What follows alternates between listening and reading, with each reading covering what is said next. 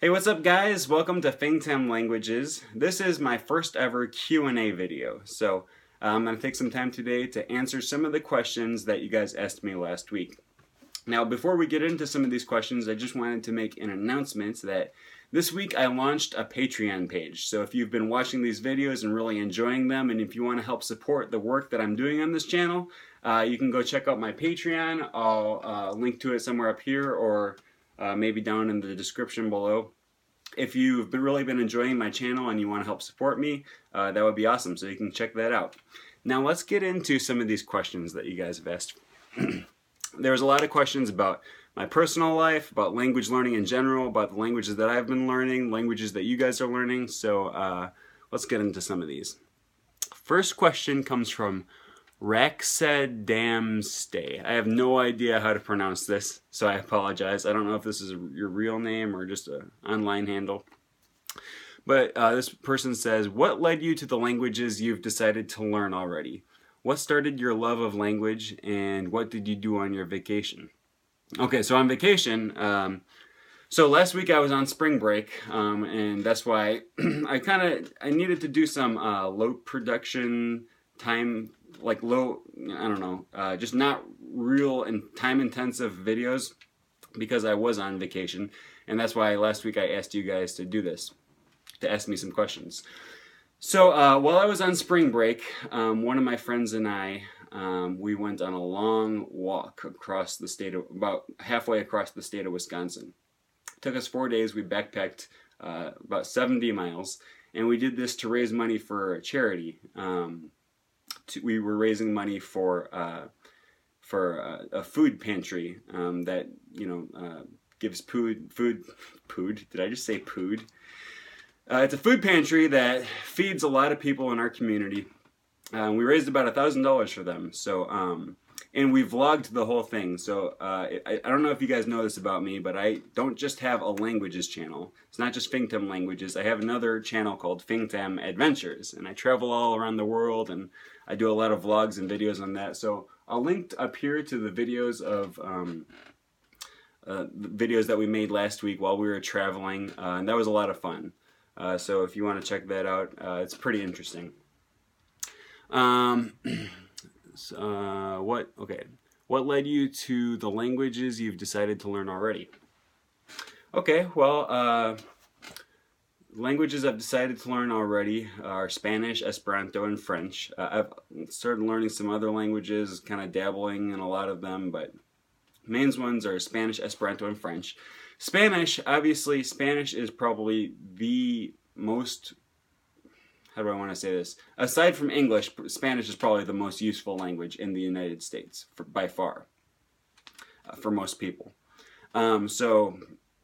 Spanish was kind of a natural choice for me. When I was 14, I started learning Spanish in middle school. And then when I was 24, I moved to Central America, where I really started learning Spanish. So that was just a natural choice.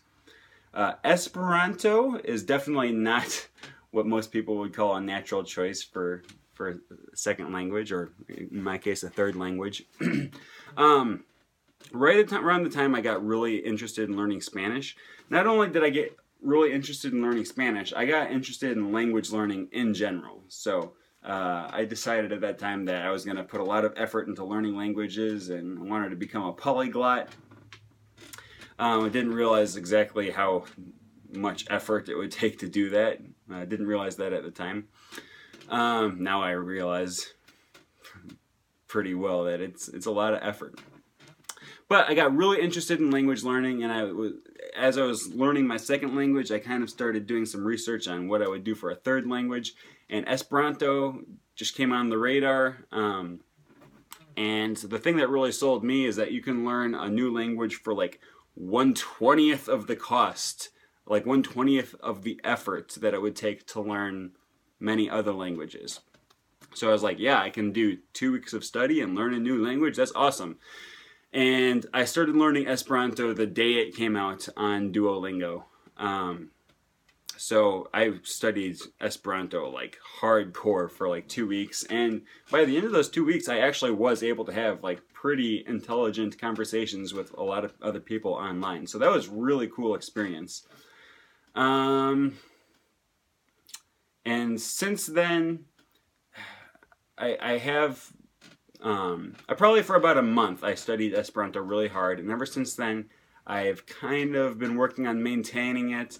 Esperanto is definitely not my #1 priority language, but it's just so much fun. I love Esperanto, so I have put some effort into maintaining it. I've met a lot of cool people that speak Esperanto, and I started an Esperanto YouTube channel. So I don't know if you guys knew this about me. I have all these channels. It's not just fingtam.languages. So if I think about it, I'll link to it up here or in the description if you're interested in seeing that. But it's called Fingtam Esperanto, and it's basically just me practicing Esperanto on my channel. And a lot of people will comment below, and it's really cool. I get to have community with them and speak Esperanto and meet all these other Esperantists from around the world. It's a lot of fun. So that's how I've been maintaining my Esperanto. I don't even remember what led you to the languages you've decided to learn already. Okay, and then French is the other language I've started learning. French, what made me decide to learn French was, well, besides being one of the main languages of the world,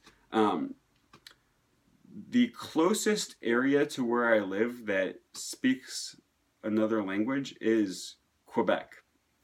It would take me about 20 to 24 hours to drive to Mexico, and it only takes me 13 hours to drive to Quebec.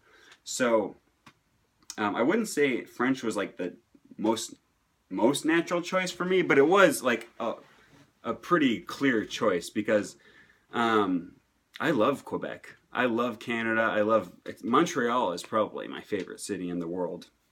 I just love it, and it's a place where I can just go for the weekend and practice my languages and come back if I want to do that. I can't do that with any other. There's no other country. I can't just drive down to Mexico for the weekend. I mean, I could, but it would be like driving down one day, spend one day there, and drive one day back. So it's not even worth it.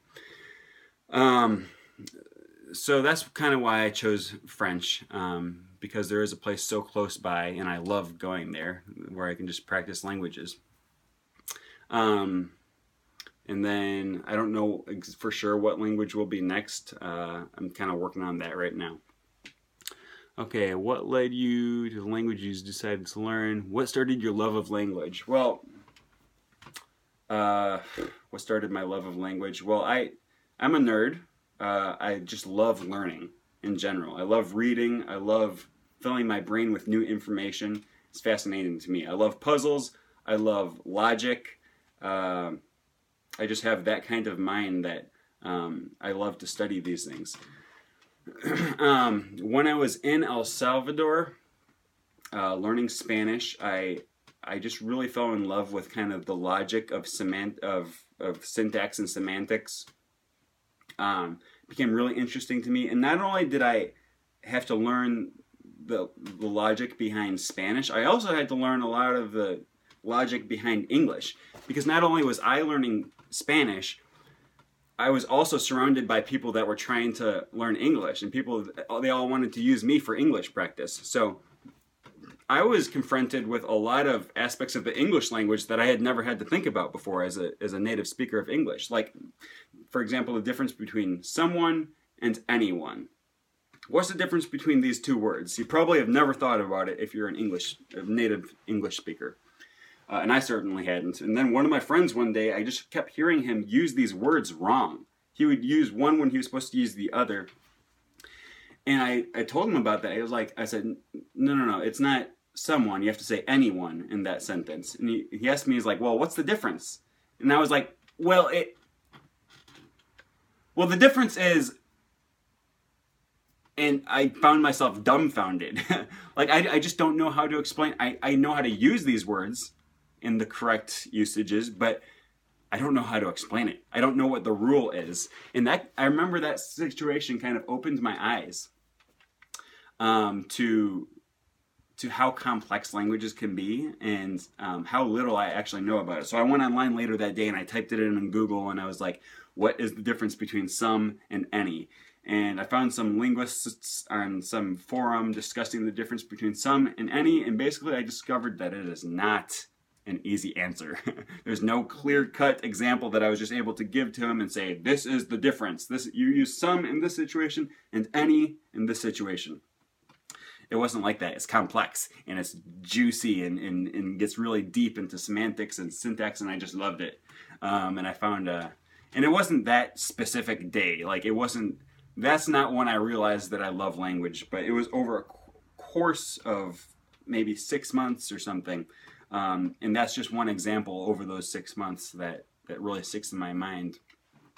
But I started doing a lot of research about the English language and a lot of the details that go into the way we speak, and it was just fascinating to me because I am a nerd, and I, for whatever reason, I really enjoy that stuff. And then I started kind of seeing a lot of parallels between Spanish and English, and that's right around the time that I started learning Esperanto, and so I started seeing some of the logic behind Esperanto. Esperanto is way more logical than the other languages, so it's kind of cool to see what a purely logical language can do, and the way that these other languages break these rules, and it just started fascinating me, and I started reading language learning books and YouTube channels and blogs and all kinds of stuff, and I just love it.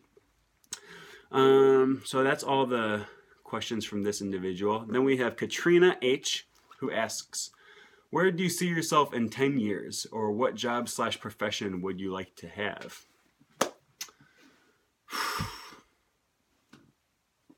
What job? Where do I see myself in 10 years?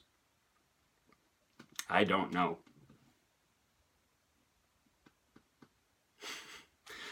Well, so I'm in undergrad right now, University of Wisconsin-Milwaukee, and I'm studying linguistics, which I love. I'm probably going to graduate the end of this year, or finish all my classes, so I'll start grad school probably the fall of 2019. And then... Well, so since I was in the military, I get to go to school for free, basically, and I have a lot of benefits left, so I should be able to go through and get a PhD if I want to, which I definitely will, unless some other huge opportunity jumps at me, because I am a nerd and I love learning, I love studying, and I just am passionate about linguistics and languages. And I love academia. I love learning. I love being in class, and I love being around these professors that are so intelligent, and just I get to learn so much, especially about a subject that I'm just so interested in. So for sure, I plan on staying in school for as long as I can, or as long as it's free anyways. Then if I do get a PhD, what am I going to do after that? I don't know. There's so many different things that you can do with languages. I'm also studying, along with applied linguistics, I'm also studying TESOL, which is teaching English to speakers of other languages. So that's always an opportunity. That's always something else I could do, is because I love traveling. So I could go to some foreign country and just teach English, and I would love to do that. I don't know if that's what I'm going to do. I don't know. That's my answer, I guess. It's like, it changes every week. I'll see some job that someone has, and I think, man, that's really interesting. That's something that I could definitely see myself doing. And then next week I'll see something else, and I think, that looks really interesting. When I first started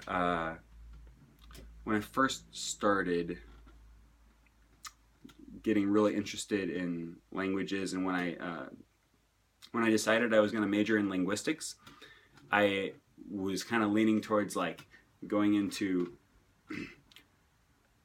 I was really interested in Duolingo at that time, and in the people that are there designing the courses for Duolingo, because I had seen some Duolingo courses that were really good, and others that were kind of crappy.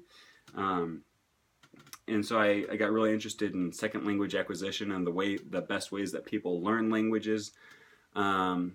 So I don't know, there's a huge market for that right now, especially with all the new apps and stuff that are coming out for people learning languages. I don't know if that's what I would want to spend my life doing, developing apps. I don't know.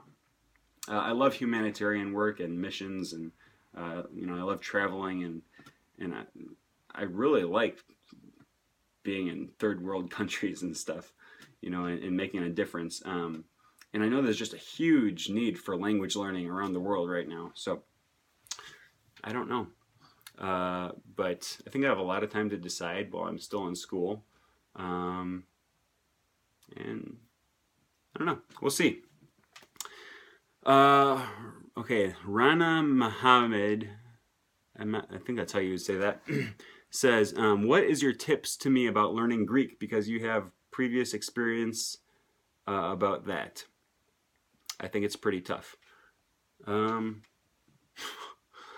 well, I'm not the first person that you should go to about questions specifically about Greek. You're right, I do have previous experience learning Greek. And my experience in that area is that I failed. So I guess my advice to you is don't do what I did when I was learning Greek. And what I did is I spent like 9 months learning just vocabulary. And that's not a good technique. I didn't learn barely any grammar. I wasn't learning in context. I was just learning words, just vocabulary words. And that's just not a good way to learn. You have to make it fun. You have to make it interesting. You have to have a reason for learning your language. And I had a reason for learning language, but it wasn't, you know, it wasn't in context. I wasn't implementing that reason for language learning. I was just learning vocabulary words. I had a goal that I would learn 10 vocabulary words a week. And it just wasn't a good way of going about doing it. You have to put yourself into some kind of situation where learning new words is going to be beneficial. And if you're just learning flashcards, you know, then it's not just going to be fun. So I don't have a ton of advice to you specifically for learning Greek, but I mean, everything on this channel, I would say probably 90% of the things that I say on this channel are going to be useful for learning any language, not just for French, Spanish, or Esperanto, or the languages that I'm learning. I try to keep this channel fairly general. Once in a while, I'll do like like last week I did a video that's about learning how to pronounce the French R, which that is going to be helpful if you're learning French or German or Portuguese or any other language that uses that sound. It's not going to be useful for learning English because English doesn't have that sound. But I would say 90% of the information that I share on this video is going to be on this channel is going to be useful for learning any language. So there's a ton of things that I could suggest for learning languages in general that are going to help you learn Greek, but I can't give you a whole lot of details specifically just about Greek. How can I reach a high level in a language and make a quick progress? Well, you have to surround yourself in the language. You have to... So, when I was learning Greek, I failed because I wasn't surrounding myself in the language. I was just taking like 10 minutes a day to learn vocabulary words. Now what I do when I start a new language is I listen to music in that language. I try to watch movies and videos in that language. I read books. I read poetry in that language. I do flashcards. I do Duolingo. And I try my hardest to find real people that I can speak to, usually online, and have real conversations with those people in that language. And that's going to help you progress quickly. And that's why you hear people say you got to move to the country where they speak that language in order to really learn it, because then you're going to be surrounded by that language all day long, and it's just going to become internalized in you. And that's not entirely true. Like,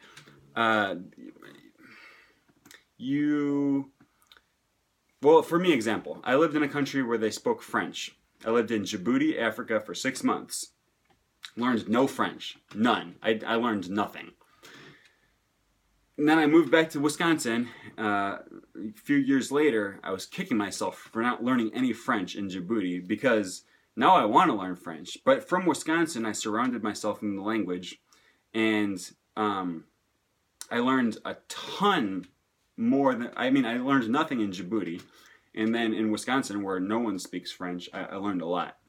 So they're right that moving to that country will be useful if you're applying yourself into learning that language in the country. But if you can't move to the country, then that's not the point. The point is that you have to surround yourself in the language. And there's tons of things that you can do from your own home that you can help kind of build an immersion environment. How did you learn grammar in the language you learned? Well, when I first start learning a language, a lot of times I'll use Duolingo. Pimsleur is good as well. I don't think courses, like school courses or Duolingo courses and all that stuff, I don't think these are the best way of learning grammar. So what I do a lot of times is I'll put myself in a situation where I just start to notice grammatical aspects. So I've talked before a lot about how I use music.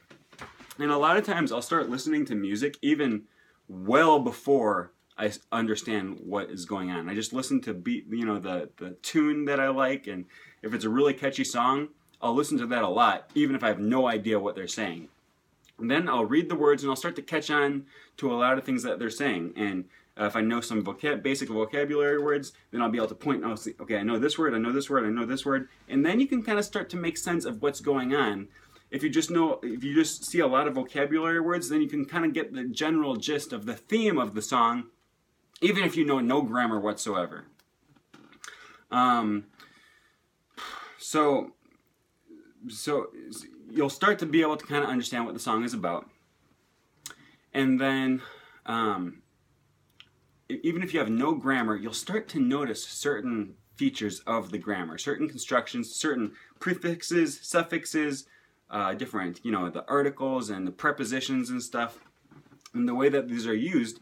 And you'll start noticing patterns, okay? And you might not always understand what the pattern means, but you'll start to notice a certain pattern in the song or in the language itself. And then that's really useful because now it's in your mind, it's planted a seed. And then once you learn that part of the grammar, like maybe you open a book and you just read that part of the grammar, all of a sudden it's like the floodgates open and all of a sudden, oh, it makes sense now. Now I understand why they use this preposition in this way in these situations. And then you go back to these songs and you see like this use of that preposition in those positions. And it's a really cool feeling when that happens. When you have this song line that's been in your head that didn't entirely make sense, but you get the general gist of it, and then you learn the rule behind why they said it that way. That's really cool, and then it's just a really good feeling. How can I enrich my vocabulary? Well, for enriching your vocabulary, the easiest thing I can point to is memrise.com. That's MEMRISE.com. And they also have an app. Okay, it's an online flashcard deck. Real nice. It's good. I've used it a lot. But that's not the be-all, end-all to learning vocabulary. What you asked about is enriching your vocabulary, which I like the way you asked that because it's not just about learning vocabulary. Learning languages is just not about learning new words, right? You have to understand the situations where these words are used.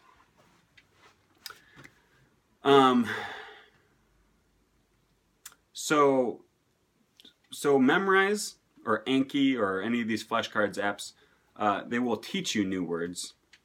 And then in order to really grasp and internalize the way that these words are used, you're going to have to use them in context. And so the best way to do that is find someone that you can speak to in your target language. If you can't do that, then the next best thing I think would be listening to music, because these songs are written by people who speak your target language natively. right? And so then you'll start to see some patterns for how they use these specific words. Also, reading is a big help. One of the really cool things about reading and listening to music a lot is that you'll learn a new word that you've never seen before. This happens all the time, and anyone that learns languages, they know this phenomenon really well. You'll learn a new word in your language, and you've never seen this, and you never noticed this word before, but the minute you learn that word, all of a sudden you see it everywhere. You know, and I'll be reading this book, and you know, maybe that day I learned a new word on memorize that I've never seen before, and then all of a sudden this word is on every page, and I'm like, how in the world did I never notice this word before? It's literally everywhere. And then I'm listening to music and I hear that word again and again and again. And I really enjoy that because this is a type of spaced repetition that's going to be really helpful.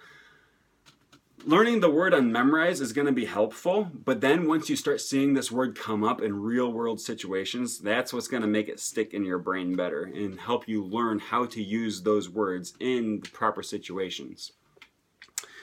Do you think learning 2 languages in the same time is a good idea, and can I handle it, especially with those languages? Okay, so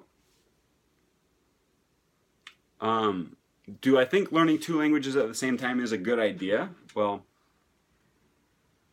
no, I don't think it's a good idea. It's possible. You can do it. Like, depends on your reasons for wanting to do it, and it depends on your goals for learning those languages. I've done it before. You know, I was learning Spanish and Esperanto at the same time, and then after I learned Spanish, I wanted to keep maintaining my Spanish while still learning Esperanto and also learning French at the same time. So I've done this a lot, and as well as starting to learn Romanian a little bit. I have done this a lot. You can learn 2 languages at the same time, but it's going to be twice as hard. It's going to take twice the effort. So I don't think it's a good idea. I don't recommend it, but you can do it, and if you have a good reason to do it, then yeah, then go ahead. I'm not telling you not to do it. I've done it myself. But if you can, get a really good basis in one language first before you start moving on to another language. Especially if the 2 languages are really closely related, then it's going to be really difficult. For like 1 week when I was learning Spanish, I decided I was also going to start learning Portuguese, and I'm glad I stopped that because that would have really confused me. So last semester at college, I decided I was going to take a French class, which I already had been learning French for a long time. And I took a placement test, and I placed into French 303, which is French conversation class. And class was totally taught completely in French. And after my French class, on Tuesdays and Thursdays, every time after my French class, then I would go to Spanish. Right after French. And that was hard. Like, I would almost walk into Spanish almost every day and say bonjour to my Spanish teacher. And it's just really hard for me to transition between those 2. I can switch between English and Spanish pretty well. I can switch between English and French pretty well. But when I try switching between Spanish and French, it just goes like this. And I can't keep them separate. It's terrible. It's really difficult. And that's with me already having a pretty good basis in Spanish and a decently good basis in French as well.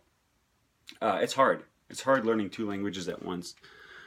Okay, how do you stay motivated in your language? How do you stay motivated in your language learning? You have to have a reason. You have to have a reason for learning languages. And you have to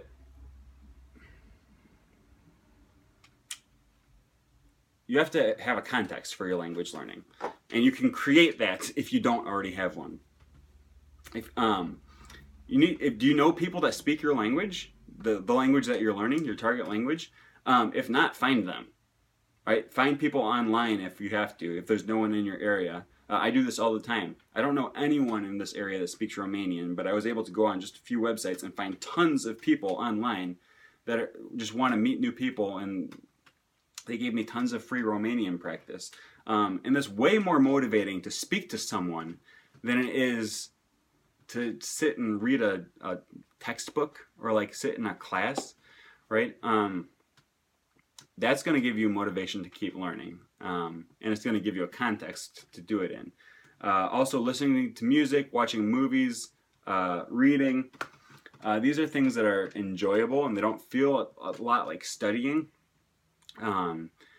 But they'll start to kind of seep deep within your subconscious mind. And I find those really enjoyable and much more beneficial than just memorizing things by rote.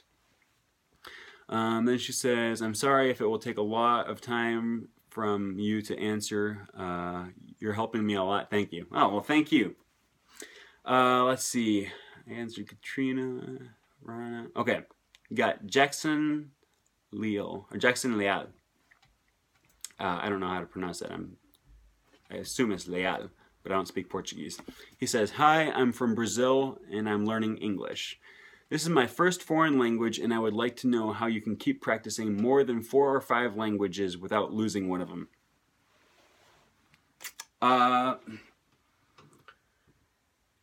Well, it's hard. It's really hard. And I only speak 4 languages, so I can't talk a whole lot about how to maintain more than 5 languages. But essentially, it's going to be the same thing. Every time you add a new language, you're going to have to find some way, if you want to maintain your old languages, you're going to have to find something you can do in those languages to keep them sharp, while still finding time to spend time actively learning your new language. And there's different thoughts about that. I know Benny Lewis says when he starts learning a new language, he abandons all of his other languages for 3 months and just focuses just on that one language. And that depends it depends on your goals. It depends how fast you want to learn your new language, and it depends how well you want to retain your other languages. But you have to. It's hard. You have to be dedicated. You gotta spend time. So what I do, I guess I can just give you my experience. What I do is, I want to maintain Spanish. So I have friends that I know from Central America that I, used to be my roommates and stuff, and I'll still talk with them on Facebook, on Messenger, on Twitter. Have conversations, have real relationships and interactions with these people.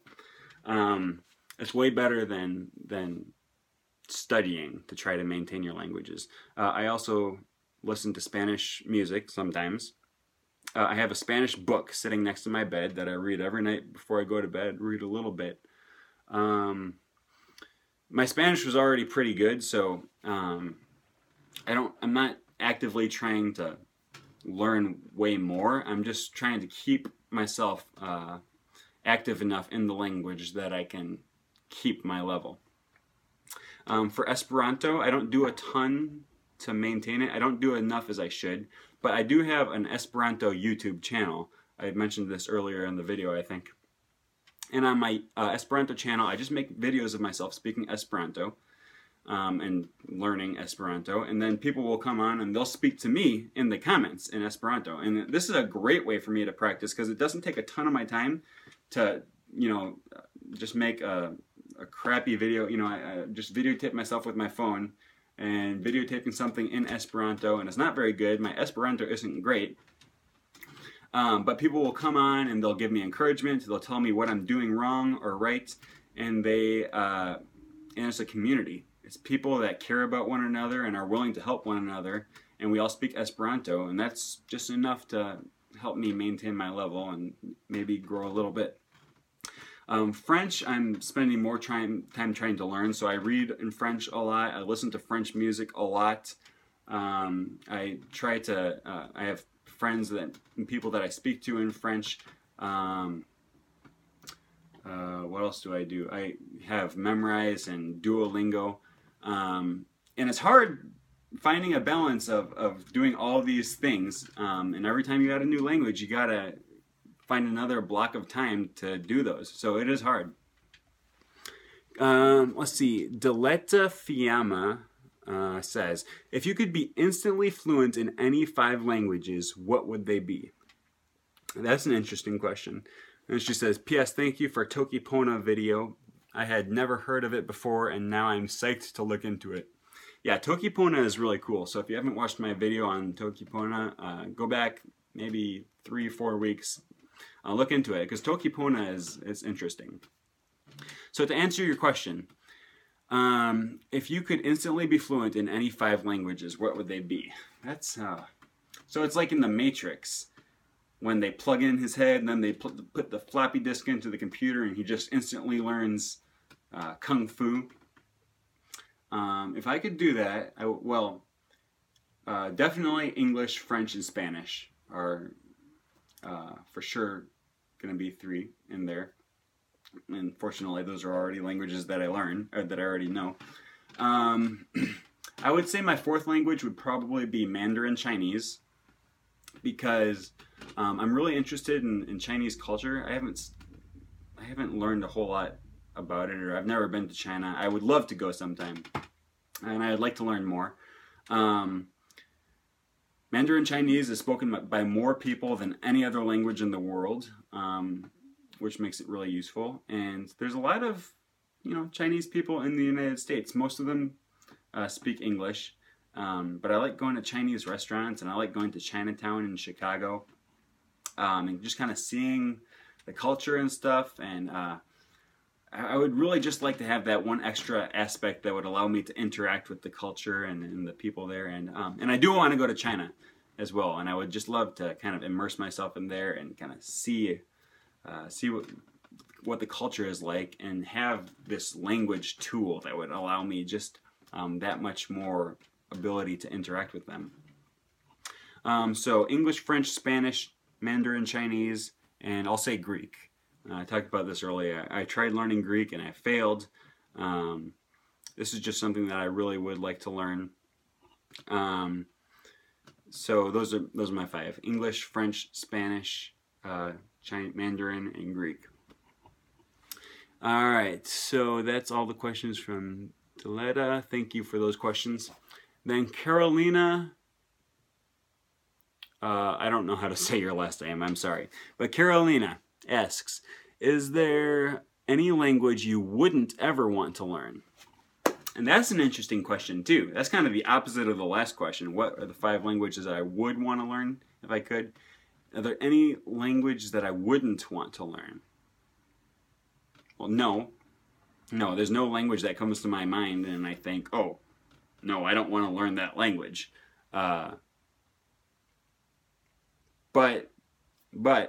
Well, actually, yes. Okay, I'm going to change my response on this. Yes, there are plenty of languages that I would never want to learn.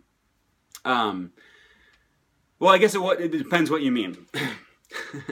So I've talked about this a lot in this video. Learning a language is a commitment. It takes a lot of time and effort. And I'm a finite person. I can't learn every language in the world, right? And if I could, I would. So in some sense, I don't know exactly what you're asking. The last question was, if I could instantly learn 5 languages with no effort, no time spent, nothing, if I could just be in the Matrix and put in the floppy disk and learn the language, then yeah, I would learn all of the languages of the world, right? Like, if it was easy, then I would there's no language that I hate. There's no language that I would say, no, I don't want to learn that language. But there are plenty of languages that are not worth it to me, not going to be worth it for me to put in the effort to learn, because in the real world, we don't just have a floppy disk. In the real world, you have to spend a lot of time and effort learning languages.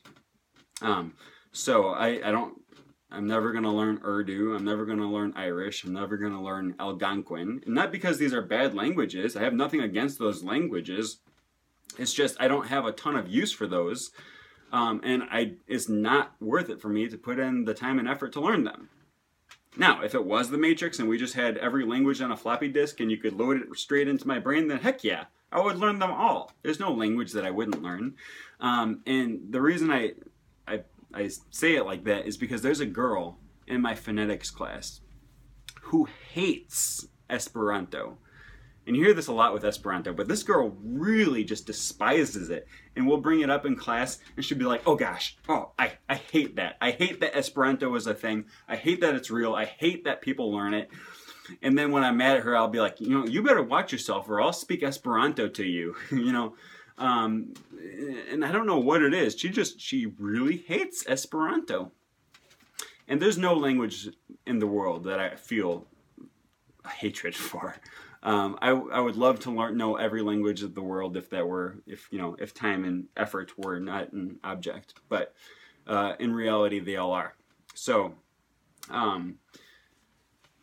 if I spend my whole life learning languages, I'll probably never learn more than 10.